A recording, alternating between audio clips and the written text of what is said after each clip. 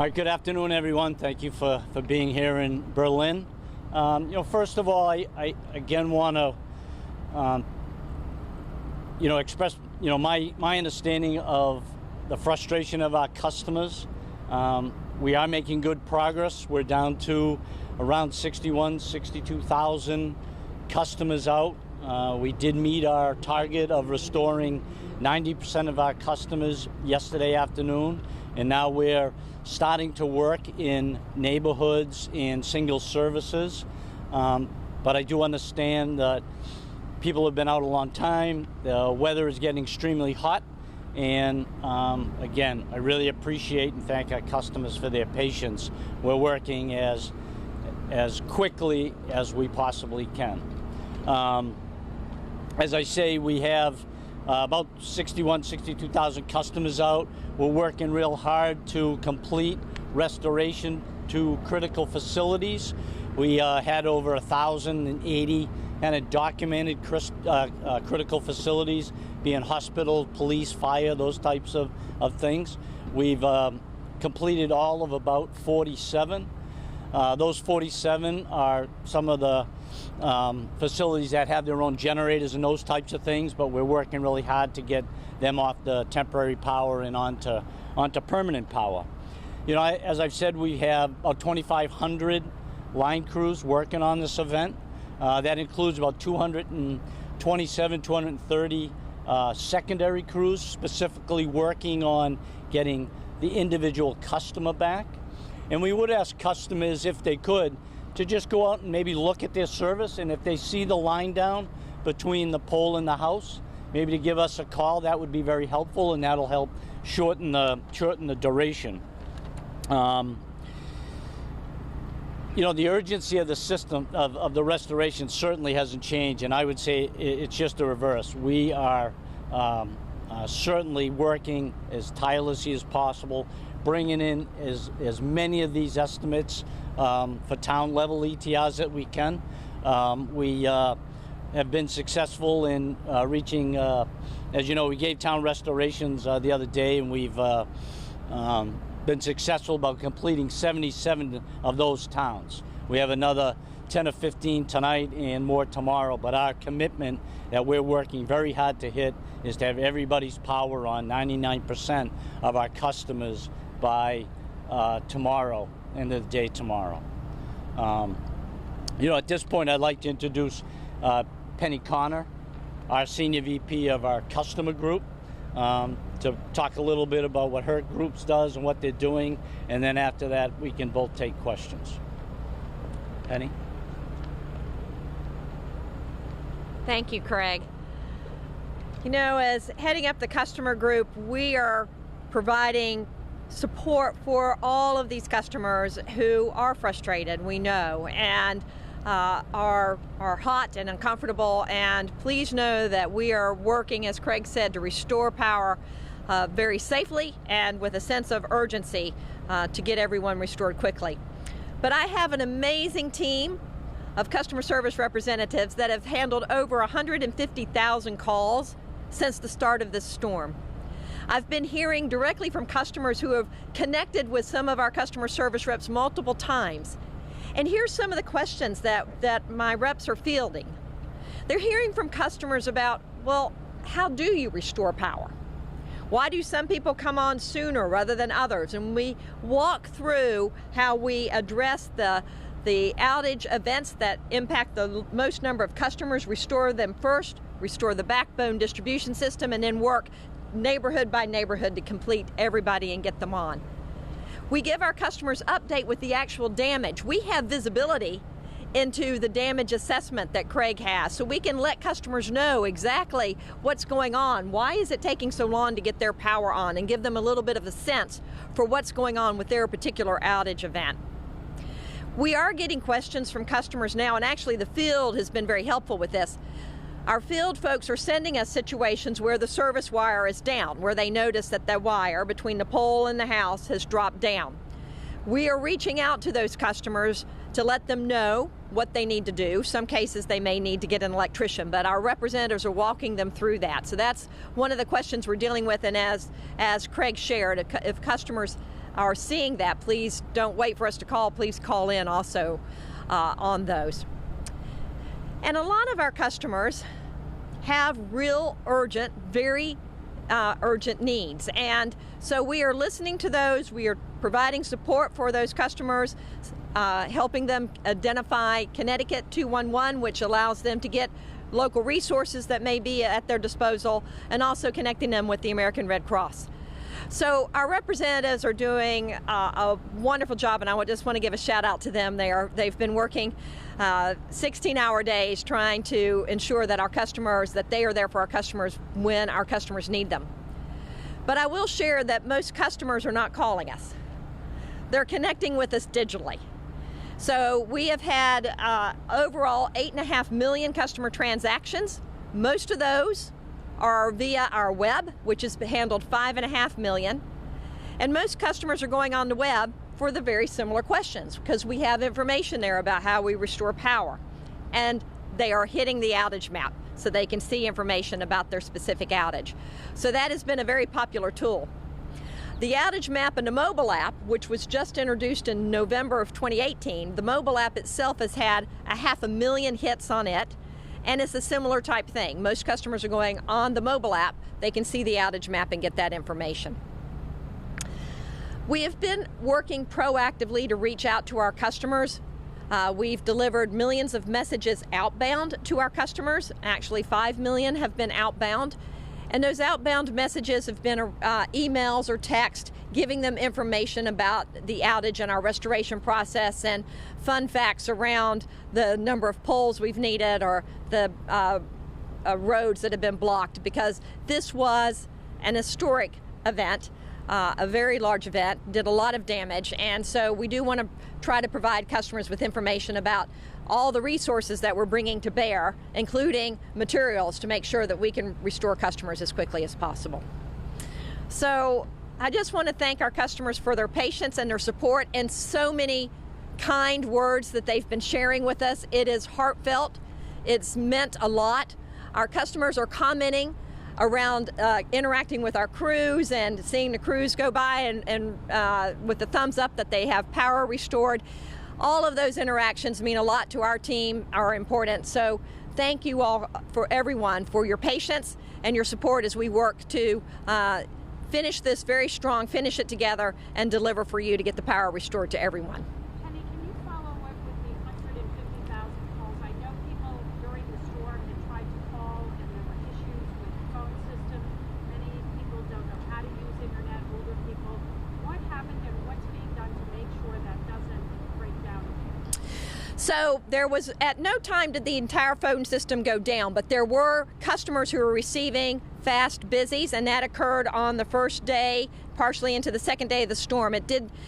We still took tens of thousands of calls on both of those days, so many customers were getting through. But yes, some customers would call, get a fast busy, and need to call back again. We also augmented with more outbound messaging to support our customers, but that was restored on Wednesday. What is outbound messaging? Include that? Outbound messaging is where we push out either a phone call, an email, or a text to customers to give them an update on their particular outage. Hey, Greg, your CEO just met with Senator Blumenthal. How did that meeting go, and why is your CEO, Jim Judge, not here talking to us right now? So I understand the meeting went very well. I'm the president of electric operations for Eversource. I'm also responsible for emergency preparedness and business continuity, and this is my job to restore our customers. So that's why I'm here providing the information to you. Mr. Judge is in Connecticut talking with regulators and crews and customers, and he's been here for several days. I believe it's my job to provide you with the update of the restoration. Senator Blumenthal is calling for Jim Judge's resignation. Are you planning on any kind of restructuring plan at this point? We're focused on getting our customers back and completing the restoration of this event. How do you prioritize the restoration? We're at an apartment complex in Danbury today, which houses elderly and folks who are disabled. Yep. And they feel like, they say they've been forgotten. There was this they were about 50% restored overnight. Yeah. But there were no trucks there this morning, and they just can't figure out what your priorities are. Sure. So again, huge event, biggest storm in the history. We prioritize our restoration. We have a very well documented plan. We start with our transmission system, which is basically the supply to substations. We work on our substations, and then that provides power to our cities, towns, and the streets. We in general work on the biggest outages first, because that's how you get the most people back, right? And in order to make a mainline repair on a supply circuit takes almost as much time as maybe making a repair on a neighborhood circuit. But one results in thousands of customers being restored, and the other results in 50 customers being restored. So some of it's math, just how do you get the biggest bang and how do you get things done. But that being said, we do look across all our cities and towns, all our systems, and we make adjustments to that plan.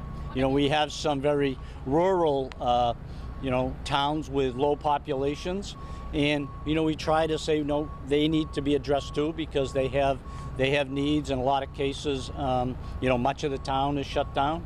So we break away from that kind of general process that we use, big to small.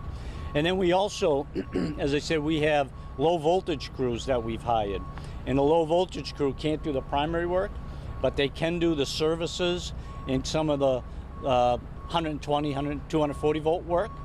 And we have a large group of them, so they work in while the primary crews are working theirs, and we shorten that tail. In a lot of cases, we're restoring services to houses where the street power hasn't been restored.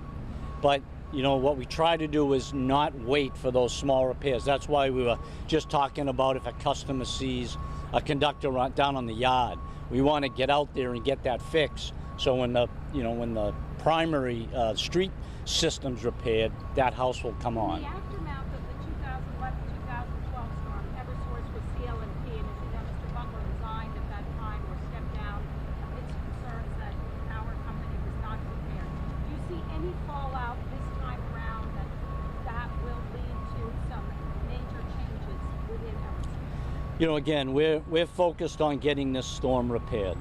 All those questions, they're very important questions. I firmly believe that every storm is a learning opportunity to make the next storm better. But those questions will be dealt with after the storm is complete. Greg, last week at your event in Cheshire, correct me if I'm wrong, it sounded like you had said that some of these repair costs were going to be passed on to customers. We heard Senator Blumenthal say today that was a no-go. Where do you stand on that now? Are customers going to be paying for this? Again, I'm focused on getting the lights back on and restored. There's processes to deal with that. There's regulatory procedures that will deal with that, and those will all be taken up at the end of the storm. As of now, do you stand by what you said last week about the customers paying for the repairs? There's processes and regulatory structure in place that'll deal with those issues after the storm. So one of your customers in Bristol today said because you're a private company, you have other interests that go above and beyond your customers. Given the fact that it has taken so long to restore power, how do you restore trust with all these customers?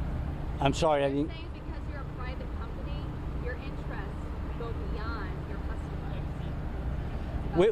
We're committed to our customers. We're committed to our customers, and when we look at this event in the context of other large events that the state has seen, Superstorm Sandy, Irene, this storm, although it had many more damage locations, in the case of Superstorm Sandy, 16,000 damage locations.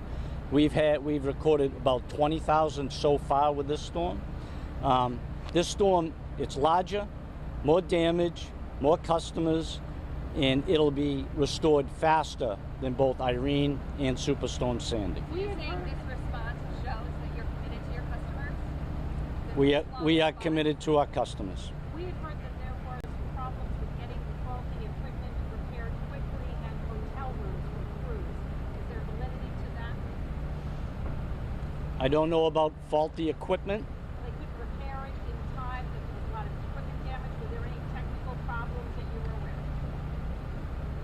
Out on the electric system? I mean, there's all kinds of damage on the electric system. I don't really understand. You know, as far as hotel rooms go, we've been very creative on how to house and lodge our crews. We've used community colleges. We're using post-university. The pandemic has made it a little more challenging because we, as much as we can, people who maybe were doubled up in rooms are now in single rooms, so we needed more. We're trying to not move people around as much, so there's some more travel involved getting hotels to the work location. But you know, I think we've been very creative in trying to get over those challenges. I've seen pictures from folks who I can't answer two questions at once. I'm sorry. Stage before the storm, did you send them to certain locations to set up in advance? We hired crews prior to the storm. We were watching this weather pattern many days before it hit. We hired crews in preparation for the storm and set them up for when the storm hit. Right, we're hearing from Connecticut families who could barely afford food. Now they're telling us that the food they did have in the fridge has spoiled. We're hearing from people who have electronics who have been damaged because of power surges. Will you reimburse those families and those people? Again, there's processes for that, and we will follow. There's processes and regulations, and we will be dealing with that. Can you go into detail about what you mean? You repeated that 3 times. Yeah.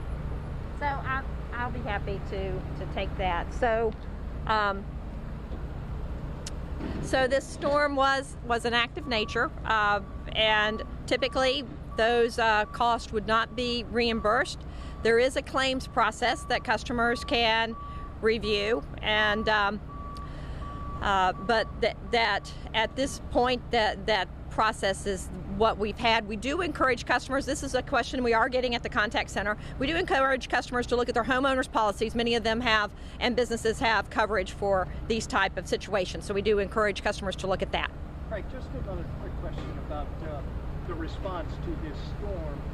It appeared from Pura that at the beginning, UI put together what turned out to be a better guesstimate as to the impact of the storm, level 1, 2, 3, 4, and you guys estimated somewhere between 150 and 350 in terms of customers that would be out, when it was actually more than double that. But did you just say a minute ago you had crews in place prior to the storm? Yes, we hired crews. We committed to hiring crews on Friday before the event. And they were already in place? They were ready to respond. So then why was the response so slow? As I just said, when you look at historic storms, this response isn't slow. This will get finished with this storm in less time than Superstorm Sandy and Irene. In town after town, we visited leaders, and even the governor today said he didn't have enough crews to reposition. First Selectman in Simsbury said normally you always have a few crews. You had none, and they didn't see any for days. Same thing in several other towns we've gone to. Would you acknowledge that you didn't have enough crews to reposition? Well, again, I mean, you know, we have 2,500 crews, the most crews that the state has ever seen in any event. We'll finish the restoration faster than comparable storms, and we had crews out there, and Based on, in terms of pre-storm, did you feel at the time you had enough crews in place? You're talking about what's out there now, 2,500, but you didn't have 2,500 crews obviously in place prior to the storm. Right. We made an assessment and we made a plan based on the weather and you know, models and those types of things, and we staffed for this plan. The weather hit and it was bigger than anticipated, and we very quickly ramped up our crews. Within a day and a half, we had almost triple the amount of crews than when we started. So we ramped up very quickly. And is there something you can do to harden the grid after this storm, whether it's extra trimming? Is there that sort of plan in place? We spend a lot of time hardening the crews. We've over the last many years have replaced many poles in Connecticut with larger class poles, heavier class poles, with stronger cross arms, different wire. But when you have a tree that's been in place 50 years fall over by the root ball, no matter what size pole you put out there, it's not gonna stand up. On our transmission system, we had some problems with trees bumping up against the wire, but unlike other past storms, we had no structural problems on our transmission system. We've been hardening the system for many years, and that's why, last year, if you look at reliability in Connecticut, it was the best in the history of the state last year. Thanks very much.